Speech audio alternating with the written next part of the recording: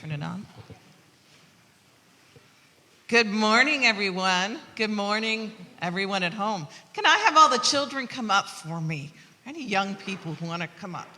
Sorry, there's something moving in my backpack. I got to take it off. It's just very uncomfortable. I don't know what's going on. So how was everyone this morning? So Miss Kim is in Aruba, which kind of seems unfair. So I am here to bring you our children's message today, all right?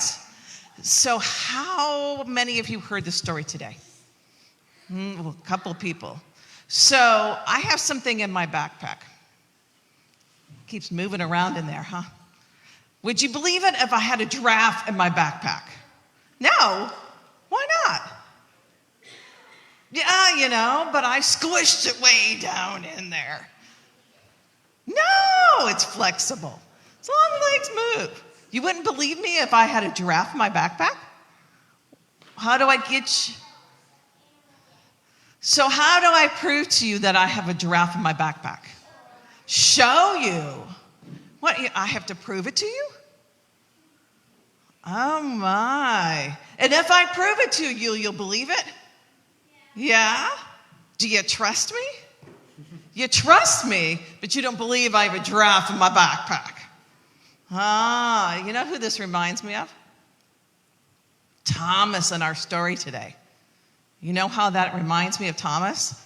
Because something amazing happened. What happened last Sunday? Jesus rose again, right? And did anyone believe him when the women went to the tomb? No, they didn't believe him. And they went running to the disciples, and they're like, no way. So they needed to see too, didn't they? So what happens? Jesus shows up in this room that they're in and proves to them he's alive. He even breathes on them. Hope he brushed his teeth, right? Yeah. He breathed on them and said, "Peace be with you," just to prove it. But one of the disciples wasn't there. Thomas was probably went out to get food or something, right? He went to the bagel shop. Okay. Jewish bagels, come on. So he wasn't there, was he? No. So when he came back, they were all like, "Dude, Jesus was just here." And he's like, "No. Prove it to me." Isn't that what he said? So if somebody were to say, "Prove it to you," that would be a normal response if you didn't believe it, right? Right? You need to prove some things, right? So people call Thomas Doubting Thomas, but was he just normal? Yeah, he was pretty normal. And guess what? Jesus knew he needed to be seen. He shows up again. And he said, "In fact, if you really need to believe me, put your hands in my little holes." And he's like, "Nope, I got it. I'm good." So just seeing him made him believe, huh?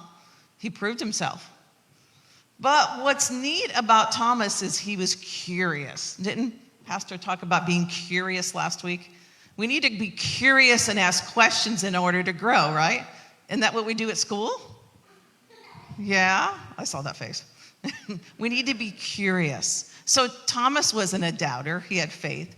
He was just curious. So should we keep on being curious about God? Yes, because we have that faith. So you know what I'm going to do next? Because you wanted me to do what? Prove it. So in my little backpack here, we got silly ones here.